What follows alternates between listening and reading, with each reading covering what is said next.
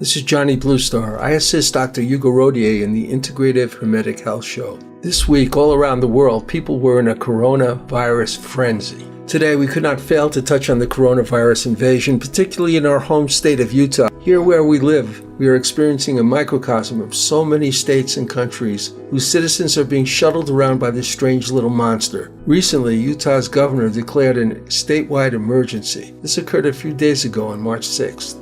Okay, this breaking news is about the coronavirus in Utah. Governor Gary Herbert is declaring a state of emergency to deal with the novel coronavirus. Fox 13's Ben Winslow is live on Capitol Hill with the latest information. Ben, why the declaration? Well, this just barely happened up here. The governor declaring a preemptive emergency in order to free up resources to deal with the novel coronavirus.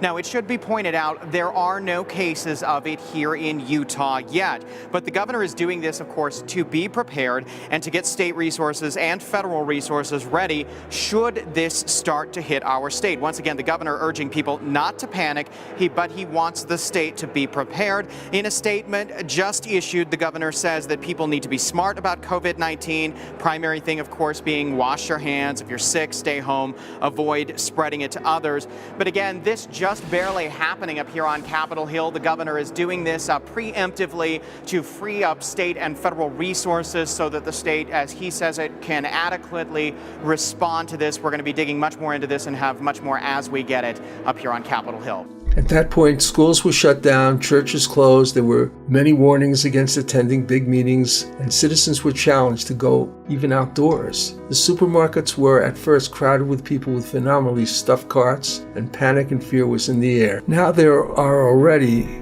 perhaps around 11 confirmed cases in Utah. After looking at the issues, Dr. Rodier and I had mixed feelings about the level of its reality, but we think it's best to be prudent. Still in America, in the last 2.5 months, the regular flu has killed something like 12,000 people. Why isn't that being discussed? As we point out, another sad thing is, why isn't our government educating people about the dangers of sugar and suppressing our immune system, whose proper utilization is the best way of protecting our bodies from infectious diseases? Why is research showing that people are getting headaches from smartphones? Maybe it's better to use the speakerphone in order to avoid the electromagnetic influence, which has other dangers besides simple headaches. Investigators found that 96% of patients with headaches who used smartphones took pain relievers compared to 81% of their counterparts with headaches who did not use smartphones. There is a growing debate about demanding that candidates for entering med school are acquainted with the humanities. So many doctors are absolutely right-brained and often in prescribing pharmaceuticals act more like vending machines than doctors. It's all about money. But what we really need are doctors with empathy, patience, and the desire to teach their patients how to protect their health and reverse bad health conditions naturally whenever possible.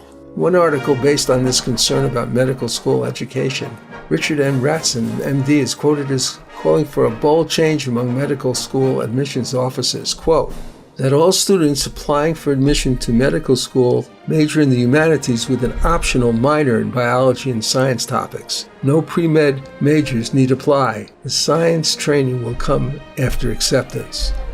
End quote. Wow, that would be some switch, all right. Passing to another subject, we looked at research correlated drinking milk with breast cancer. Remarkably, this study quotes one of the authors, Gary E. Fraser, who's affiliated now with the School of Public Health at Loma Linda University in California, summarized the finding of the study by saying, quote, by drinking up to 1 cup per day, the associated risk went up to 50%. For those drinking 2 to 3 cups per day, the risk increased further to 70 or 80%, end quote. Like all the research we study and explain here, it is wise to remember that so much of nutritional concepts, fads, and speculations are turned upside down after a while, and the research that has been going on for decades on the microbiome ultimately may force us to look at all past research in a different way. And who knows what's next on the road to better paradigms developed perhaps through quantum mechanics, artificial intelligence, and DNA research, which has already influenced current research into nutritionally oriented medicine. But perhaps that influence is only beginning.